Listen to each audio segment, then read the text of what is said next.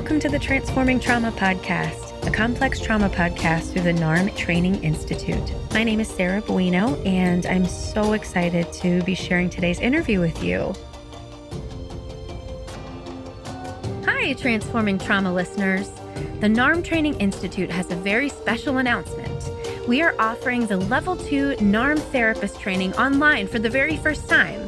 For anyone who may have been waiting for NARM training to come to your city or country, the wait is over. You can join us online starting in January 2021 for this NARM Therapist Training for mental health professionals working with complex trauma. This online training is an exciting opportunity to receive advanced, specialized training in addressing attachment, relational, developmental, and cultural and intergenerational trauma. For more information and to register, please visit www.narmtraining.com/level2online. We look forward to you joining our growing international NARM community and are inspired to work with you to bring NARM to your clients and communities in order to transform trauma. Welcome to today's episode, listeners. Thanks so much for being here today. So it's a little weird that I'm the guest for today's episode, and I have to introduce you to myself. But I figured I'll do what we do in all the episodes and tell you a little bit more about me. So my name is Sarah Buino, and I'm a therapist, teacher, speaker, and podcaster. I own a psychotherapy practice in Chicago called Head Heart Therapy. And in addition to being the host of Transforming Trauma, I host my own podcast called Conversations with a Wounded Healer, where I examine the intersectional journey of healing ourselves while caring for others. So Brad thought it might be a good idea for he and I to sit down and talk about kind of this year in review in the podcast and learn a little bit more about how I came to NARM and how it's helped me. So I hope you really enjoy myself and Brad chatting about NARM. Hello, Sarah. Welcome. Hi, Brad. We're like, wait, how do we've reversed roles. How do we even start this thing? I know. Yeah, well, we'll tell our listeners what we're doing here is we're reversing roles. So I'm going to be the host and interviewing you. And, I think the first place I want to start is just how grateful we are for you and I am for you. And this was just kind of this idea in my head a couple of years ago, and you were the perfect person, and you've brought so much heart to it and professionalism and care. And we just are so appreciative of how amazing you've done, both, on the outside, but also just all the heart that people don't necessarily get to see from the back end. And it's very reflective of the NARM model. And there couldn't be a better representative of this than you have been. So thank you so much. Thank you. It's humbling. And I said to you at one point in a discussion we had that it works because this is just how I am. And so just being me and the way I show up is what you need. So it's a perfect marriage. Yeah. I mean, that's true. And you really have taken this model, and I think it shows in the way that you hold space for these interviews. And I mean, I get so much feedback about the way that you ask questions. And I mean, in some ways you're doing NARM through the Transforming Trauma episodes. And I think people are really drawn to that. And so, yeah, just so for people know, we thought we would celebrate our 1-year anniversary. Yay! Yeah. By getting to know you more. I mean, we've gotten these glimpses over the last year, but I would love just to get to know you more. And also, how has this been? Maybe that's a place for us to start. It's just how has this year of doing the Transforming Trauma podcast been for you?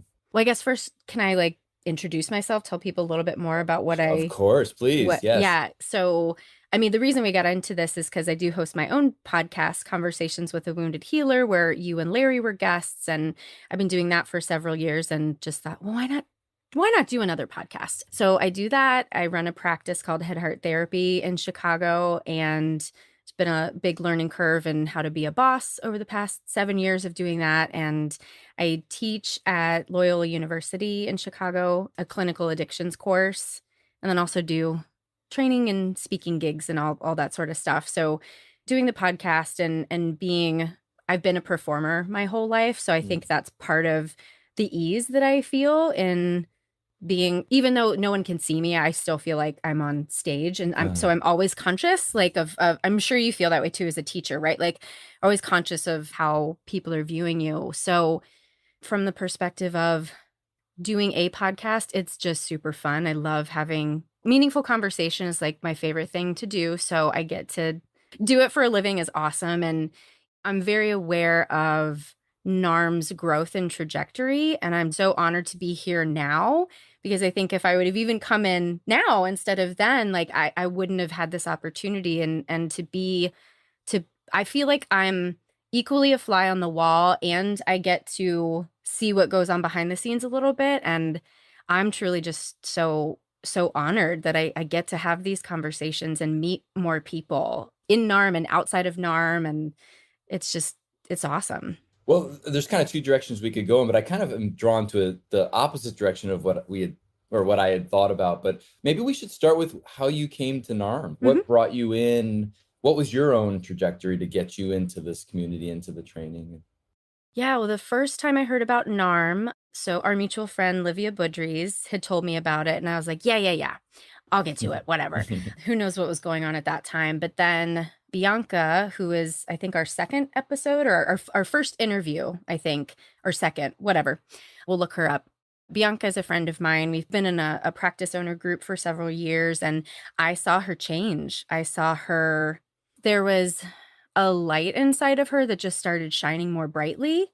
And I was like, girl, what are you on? Because I want some. And she was like, it's NARM. It's transformed me. And I'm like, I'd been doing sensory motor training, sensory Mhm. motor psychotherapy, and, various things.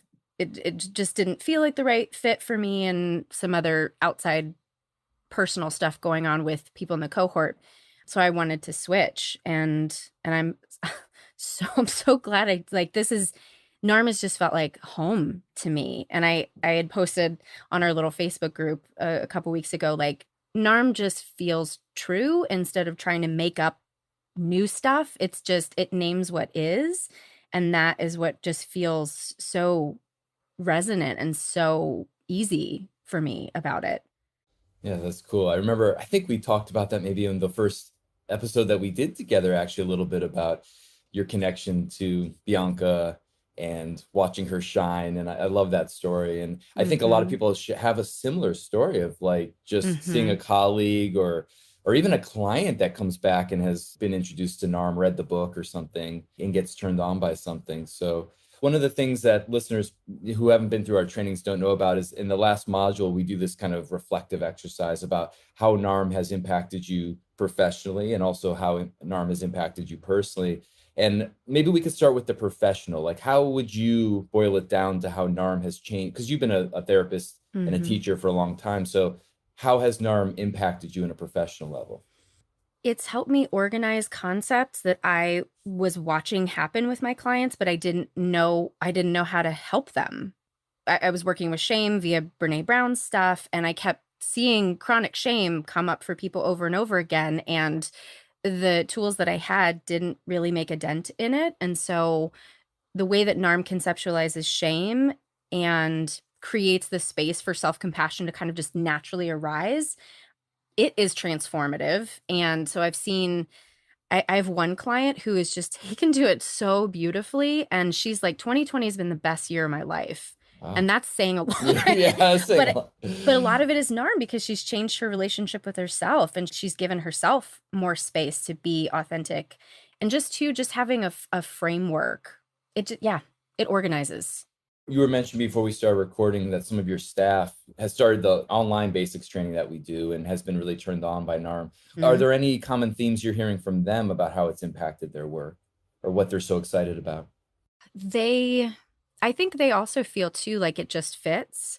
One Matt who you'll get to know, he's always in supervision. He's just been really personally reflective. And so I said to him, like, this is the perfect model because you learn by doing with yourself, just like I do. And he is already really in the past 2 weeks since he's done the training, I see him deepening his understanding. I literally said that to him today. I'm like, you've always been inquisitive and trying to learn, but like the depth that he's going to now so quickly has just been incredible. And Raelle will be mortified that I'm talking about her, but I don't care. The way that her heart has opened and shifted, and she was in community mental health, which is Mm. like a really closed and hierarchical system. And at my practice, I try to be the opposite of that. And, there was a lot of kind of resistance to being so open-hearted, and now she's like, I get it. I get it. I see it. I feel it. And it's just been amazing to watch like that light turn on for her too. And that was literally only after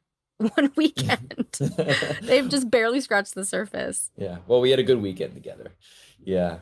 That heartfulness piece is such a missing Mm-hmm. ingredient. I mean, we've talked about that before, but what a missing ingredient for community mental health and just psychology in general. And Mm-hmm. it's one of the things I'm hoping that we can continue to really highlight, because it's one of the distinguishing factors of Yep. NARM is just this real focus on how we bring heart into the work. And it's weird even to talk about it like that, because it's hard to bring heart into the Mm-hmm. work. It's kind of like we have to, like you said, really find it ourselves and then shine that light with our clients or our colleagues. But Mm-hmm. again, it's something that you really model well for us. So how about Thank you. how about the personal level? Like, how has it impacted you, as much as you're comfortable sharing? I mean, I really don't mind sharing because that's part of it, right? Modeling our own journeys. And, the past 3 years have been really hard with various traumas and not having exclusive trauma training before I started SP. I think SP like opened Pandora's box for me. And all of a sudden I was starting to recognize that,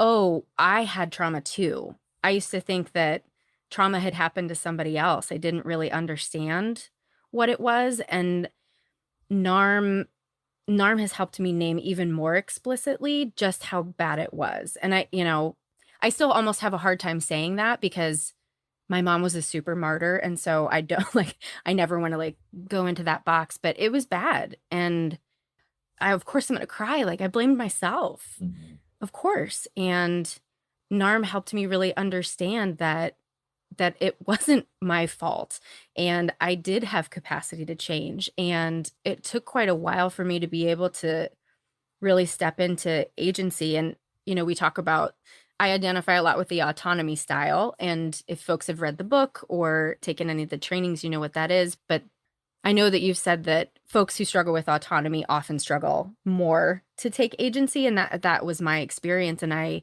would then use that against myself even more. So it's like the shame on top of the shame, shaming yourself for shaming yourself.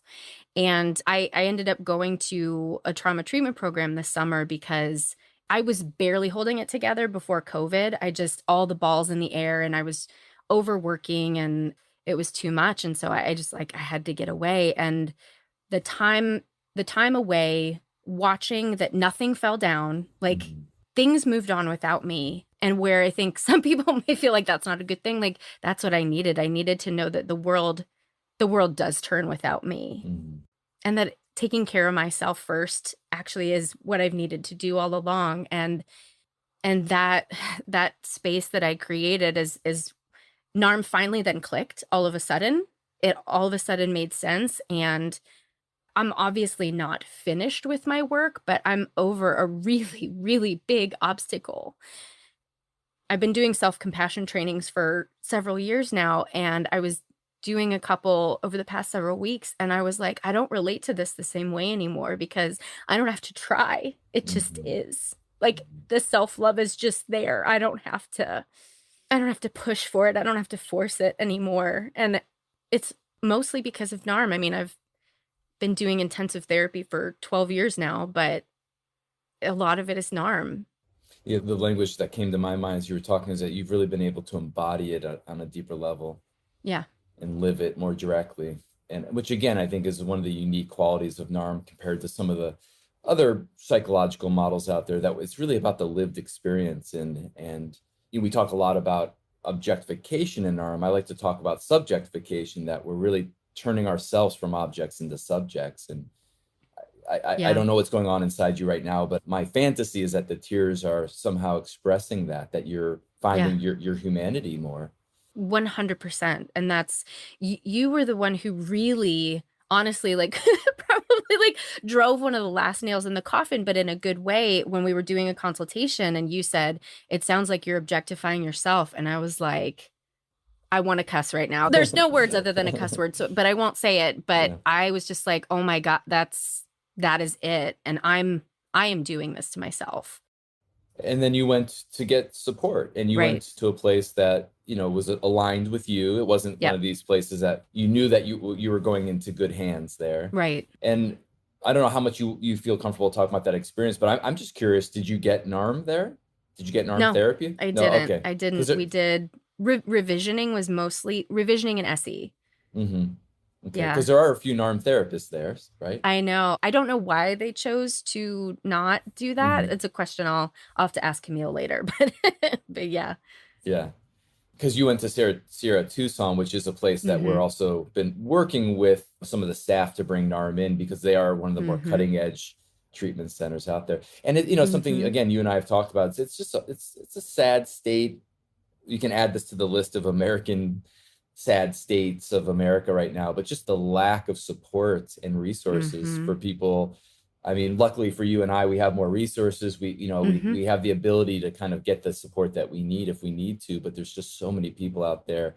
And Right. I know for you and I, this is a shared mission for our podcasts that, it's cool that anyone can listen to it for free. You just need to be able to hook up to some kind of device and you can Yeah. listen to this. And I love that because it's like bringing the power back to the people, this knowledge that used to be Yep. hidden in all these really complicated research articles and behind college doors with a huge price Mhm. tag. It's like now we can really get this work out and then people get Mhm. to do with it whatever way they relate to it, but hopefully in a way that will support them. Mhm. Yeah. I was literally just thinking that this morning because I was listening to something about it's called Seen on Radio and they have different series and I listened to the Seeing White, which is all about just whiteness essentially Mhm. and race. And then I was listening to the patriarchy one and I'm like, I missed the whole like women's studies thing. I didn't do that in college and I felt like I missed a huge piece of education, but I can get it for free now. Yeah, it's amazing. And I think it's part of Mhm. the shift we're having in our culture Mhm. about the power dynamics because I'm not a real history buff, but I know that when the Bible got translated into, Mhm. and was able that people could access the Bible without having to go through all the orthodoxy, Mhm. it really revolutionized Europe. Mm. And in some ways, it's like there's something happening like that now. This Mhm. whole movement to decolonize all these systems is really Yep. a way of helping people get back the knowledge and the wisdom and giving it to them and trusting that, of course, we're going to make lots of mistakes along the way, but ultimately there's self-determination there, which is really just Mhm. another way of saying agency. Right, right. Yeah, and it's funny the shift that I have made. I was always super interested in macro work and changing systems, but it was just too overwhelming for me Hmm. because of the way like I would relate to like racism is my problem and I have to fix it single-handedly. Hmm. And now that I can shift the way I relate to myself, I feel more empowered to step into more like macro change. And now I'm thinking, okay, how do I do advocacy work? What does that look like? And yeah, giving more power to more people. And NARM has helped me create for myself. I'll use agency language, but has helped me create that for myself. And I'm really excited about that. Yeah, that kind of leads me into this other direction of that I wanted to talk to you about we've had some awesome guests in this last year. Like, I mean, I feel shivers as I think about some of the people we've had on this podcast. And I thought I would just start with you. Like, what are some interviews or even some topics or people that really stood out for you over this last Hmm. year? Well, most recently, and this won't be released, I know, for another month or so, but the most recent episode with Dick Schwartz, that one was really like spiritually resonant for me. So I'm really excited for people to hear that. All the episodes about like centering the Jewish experience were so impactful. And I was thinking, especially today, like why that is. And the way that Lynn spoke, there was something that helped me shift in understanding. I've always struggled, like, my mom wished she was Jewish. It's this really weird thing, not in an objectifying way, but she wanted to be closer to Jesus. And so she was like, she learned how to speak Hebrew and all these things. And so we grew up like thinking Jews are the best. And so, like, literally, I could not understand what I like, literally couldn't understand all the historical context of it.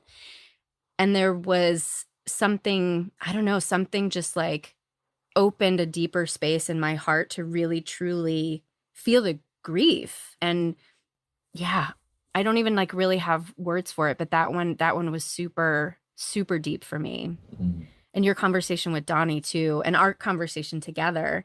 I felt really honored that you would share that with me and share it with listeners. And topic wise, Caroline's interview, I think it was probably at the time that it was happening. Like I was so hyper vigilant with COVID, and she talked about the concept of relative safety. And there was something in that just like really took care of me. And Mm, she didn't even know, like, I'm not telling people like I feel crazy right now. So help me feel better. But I mean, that's one of the gifts of these conversations. I mean, it's just like as a therapist, our clients often heal us and they have no idea. I think these conversations are the same. mm. Yeah, that's so interesting because we've never had a chance to talk about this. And, Mm-hmm. I love that you get to come out from behind the mic and get to share about your experience because you're part of this. And again, that's the feedback we get. It's like you couldn't have such a great podcast without Sarah being who she is. And so it's just so interesting to hear your impact and what you're taking from this. And Mm-hmm. yeah, those three episodes that we did around the Jewish experience obviously was very meaningful for me. And Mm-hmm. it's just been kind of a deepening process even since then. And I look I forward bet. to continuing to talk more about that. And I was really impacted by Claude's, Oh, how could I forget? Yes. yeah, yeah. I mean, He's the best. he's amazing. Yeah, Claude is one of our training assistants, and he's Mm-hmm. been really active with us in looking at our organization and also in our teaching. And the Mm-hmm. way he's holding these Mm-hmm. very controversial and hot and complex topics with such groundedness and spaciousness and Mm-hmm. thoughtfulness and carefulness.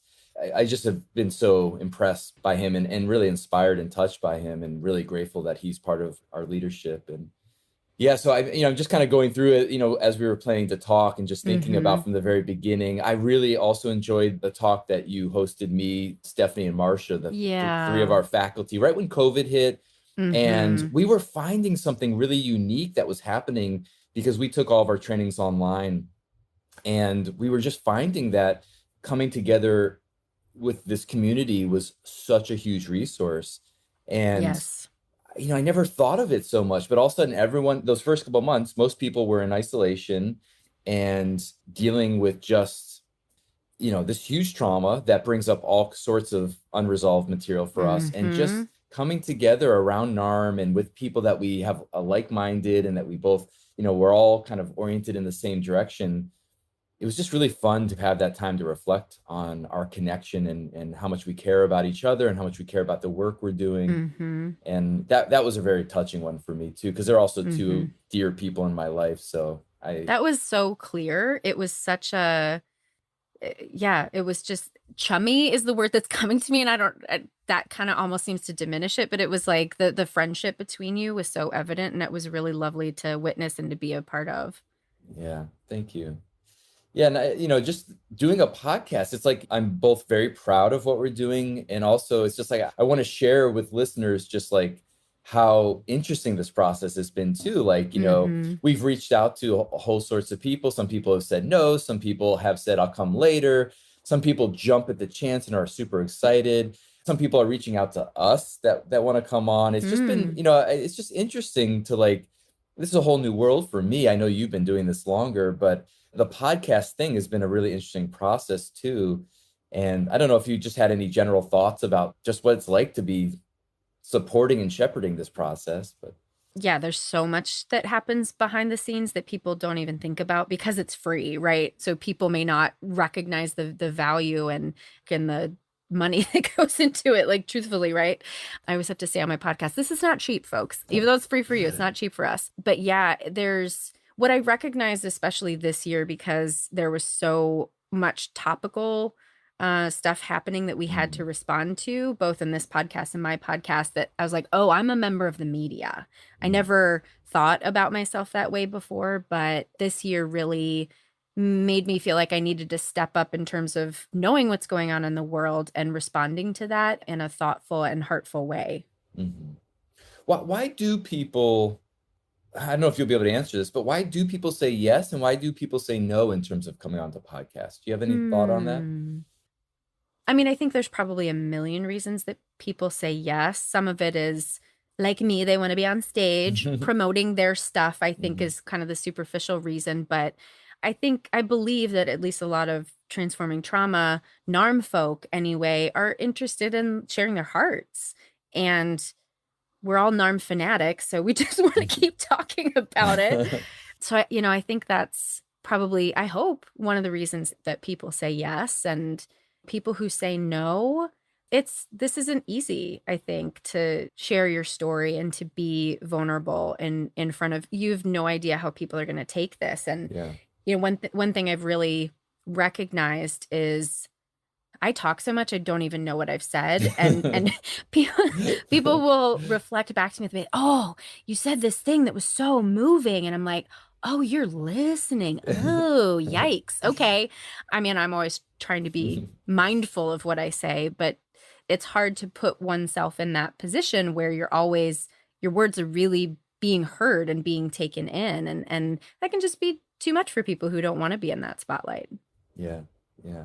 Yeah. I just feel like I'm such like a teacher at heart. I just like when I Mhm. have something that's exciting, I just like I will not say no to these things. Right? Like I'll just keep on saying yes because I love talking about this stuff, like you said, and Mhm. sharing it. And I know that I was hungry for like I knew there was something inside me when I was younger that I wanted to learn and I didn't know how to Mhm. find it. And now is a very different time where we have all Mhm. this access to information that we didn't. I used to have the old encyclopedia books and stuff. And Mhm. now we have all this access to information, but I just love being part of like someone that just randomly finds our podcast because they typed in a Mhm. word and then they learn about these things that open up this whole world for them. That for me is so exciting. So, if we can be part of that on some level, I'm just Mhm. really excited to contribute to people's lives in that way.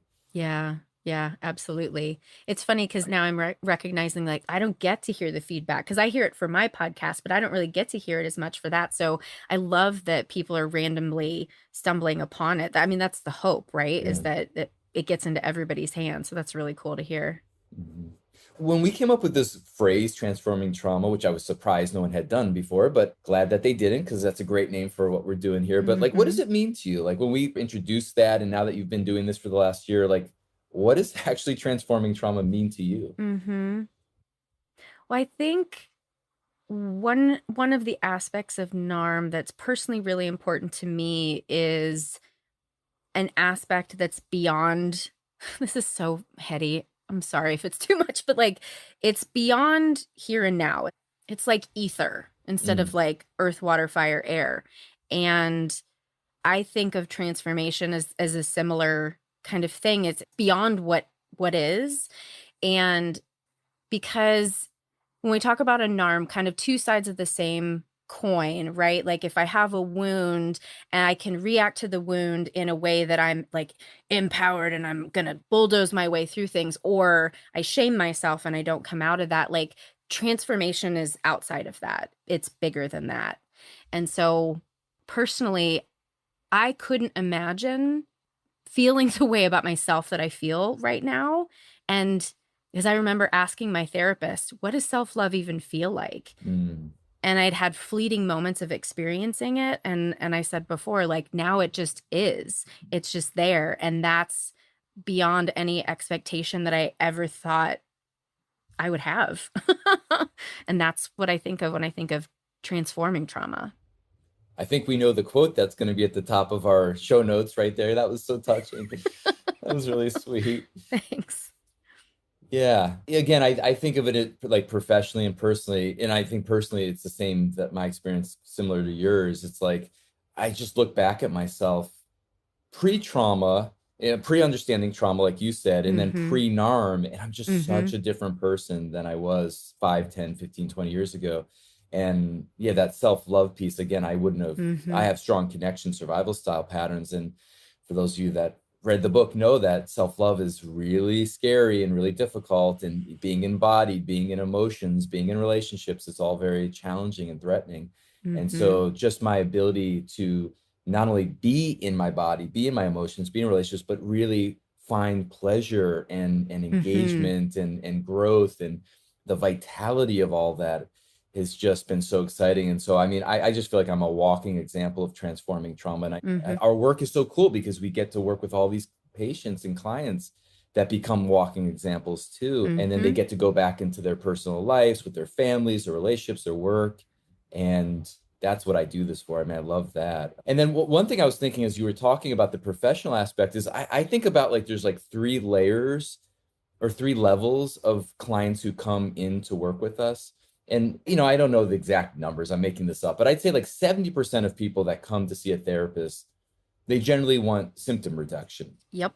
They have some kind of symptom that's causing distress, relationship, or, an addictive behavior or whatever that is. And they just want that to quiet down. And they come in, and once that quiets down, they're pretty much good. I mean, they're okay. They can go back in their life, and then a lot of them don't continue with therapy, and that's fine. Then there's like the second layer, which is maybe like, I don't know, 15-20% of people that are really, maybe they realize that it's not just about the symptom, it's about like they have to have a new organization inside themselves. Like there's something Mm-hmm. that's disorganized that's leading to the symptoms, and they want to address that deeper level. And they're willing, even though it's potentially scary and painful, they're willing to go to that deeper level to get that reorganization. And then there's the smallest percentage of people that I think, it's not just about the symptom reduction, it's not just about the reorganization, but it's when you start working with these deep core patterns, there's something larger than ourselves. There's Mm-hmm. a transformation that starts Mm-hmm. happening. And for lack of a better term, there's this term called post-traumatic growth, which is this idea that, through our resolving our trauma, we can have much more fulfilled lives than we had before.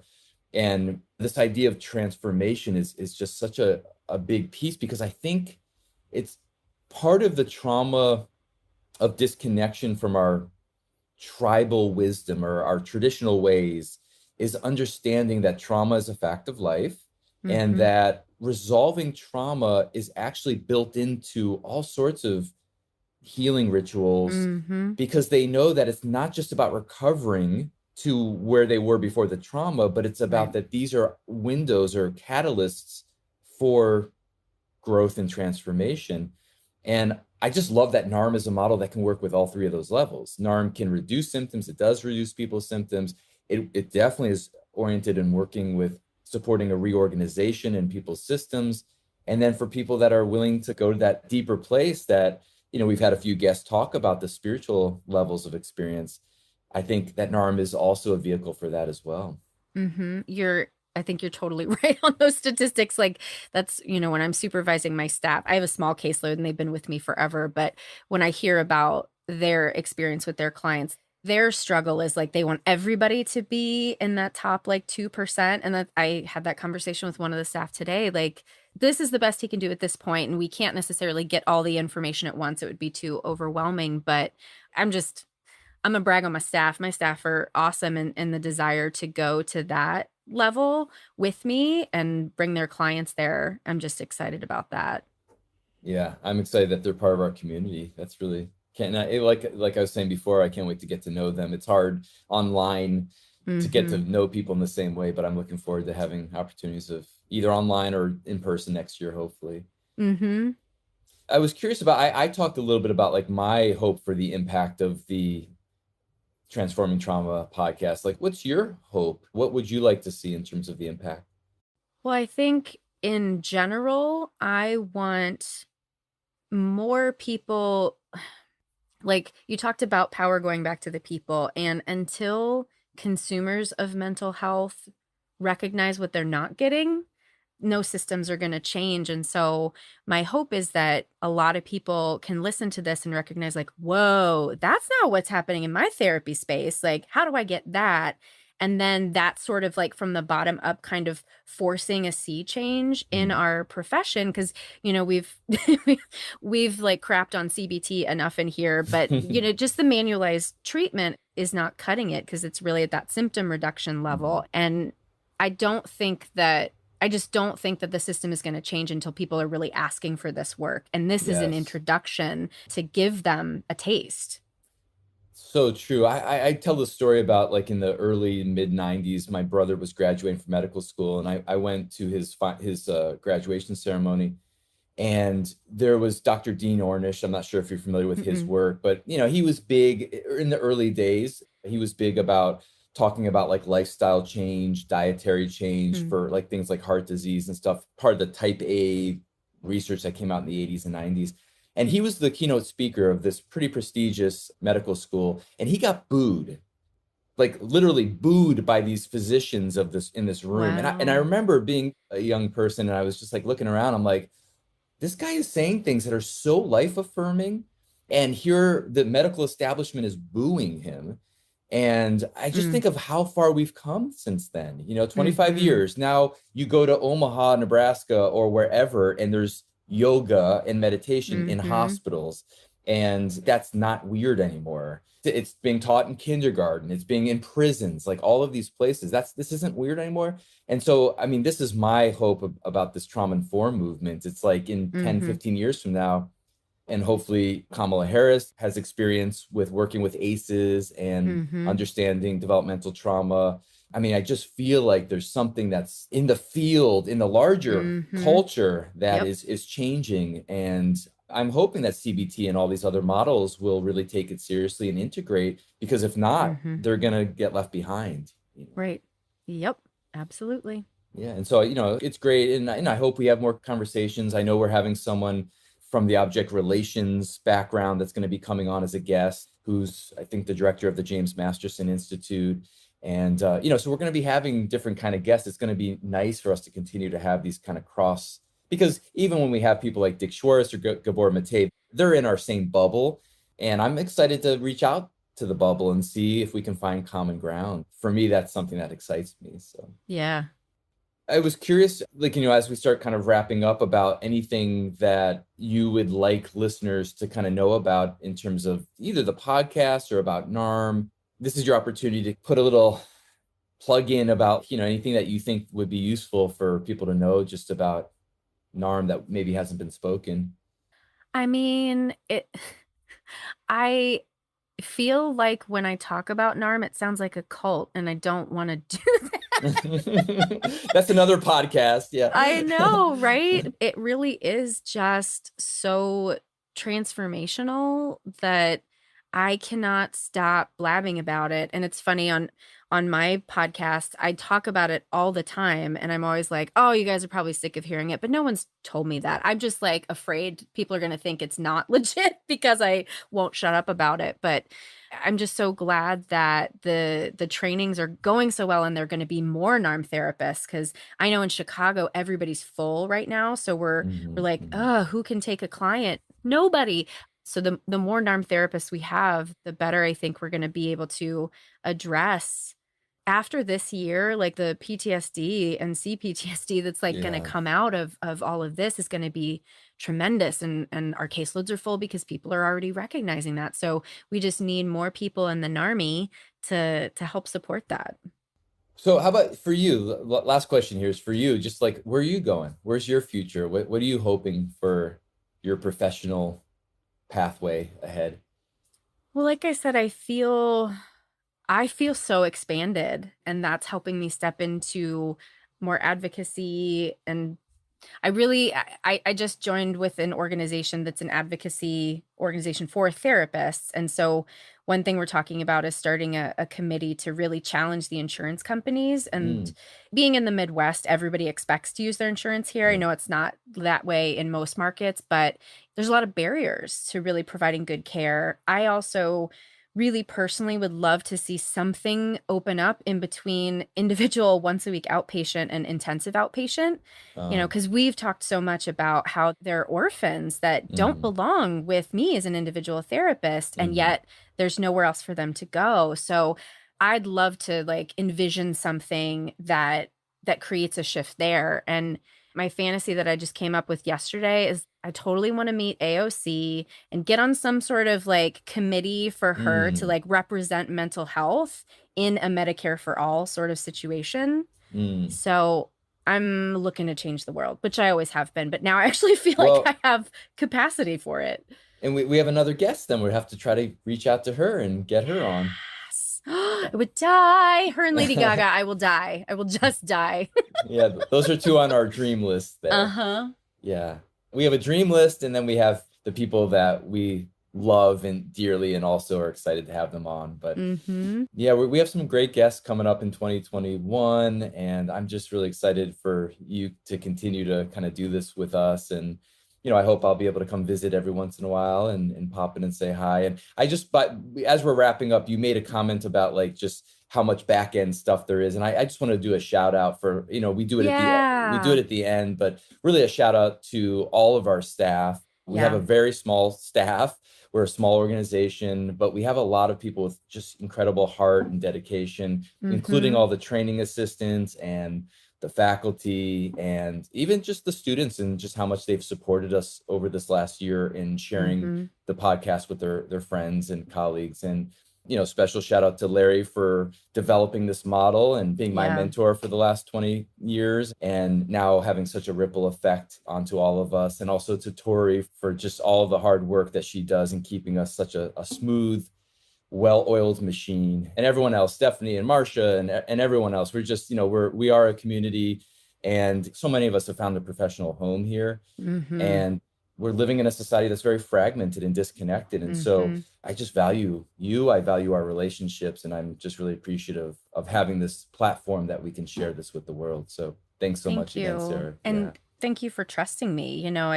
I still don't even really know how this happened, because we had a conversation at lunch and you were like, yeah, I want to start a podcast. I'm yeah, okay, I'll do that. And then all of a sudden we had a podcast and you really put a lot of trust in me. And I see that, I feel that, and I appreciate that. And I just thank you.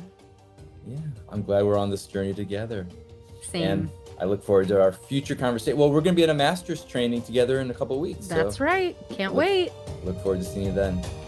Thanks. Thank you. Thanks so much for joining us for today's episode. If you want to learn more, you can check out the show notes or visit us at www.narmtraining.com/transformingtrauma.